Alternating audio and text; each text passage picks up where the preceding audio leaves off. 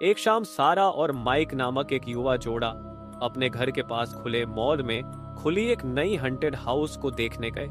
ये सब मजे के लिए था, या ऐसा उन्होंने सोचा था।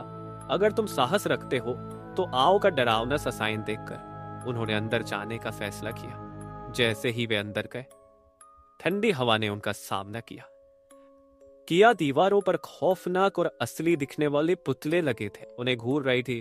दूर से एक हल्की सी डरावनी धुन सुनाई दे रही थी। माइक हंसी में बोला, यह सब तो मजेदार है, लेकिन सारा को ठंड लगने लगी।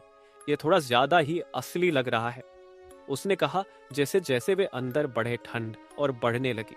अचानक बत्तियां झपक लगी और एक गहरी घबराहट भरी आवाज गूंजी, यहां से जाओ, इससे पहले कि बहुत देर हो जाए। सारा रुक गई, लेकिन हंसी में बोला, यह तो बस शो का हिस्सा है। वे एक और कमरे में पहुंचे जहां दूर एक महिला खड़ी थी, सफेद फटी हुई ड्रेस पहने।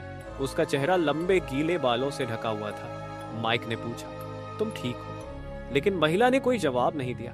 सारा थोड़ी करीब गई, लेकिन जैसे ही उसने एक कदम बढ़ाया, महिला का सिर झटके से ऊपर उठा और उसकी आंखें पूरी तरह काली हो गई।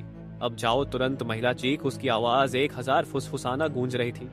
अभी वे कुछ समझ पाते कि कमरे के चारों ओर दीवारें घूमने लगी और बर्फ जैसी हवा तेजी से चलने लगी। सारा चिल्लाई जब महिला ने उन्हें पकड़ने के लिए हाथ बढ़ाया। माइक ने उसे खींचते हुए लेकिन दरवाजा नहीं खुला। महिला का रूप गायब होने लगा। फिर अचानक उनके सामने आकर उसकी कटी हुई आंखें सीधा उनके दिल में गर गई। आखिरकार वे दोनों डर से बाहर की ओर भागे। जब वे मॉल के बाहर पहुंचे तो उन्होंने कभी भी उस भूतिया हाउस के बारे में बात नहीं की, लेकिन हर बार जब वे वहां से गुजरते, वे पत्तियां झपकते हुए और उस महिला की धीमी आवाज सुनते।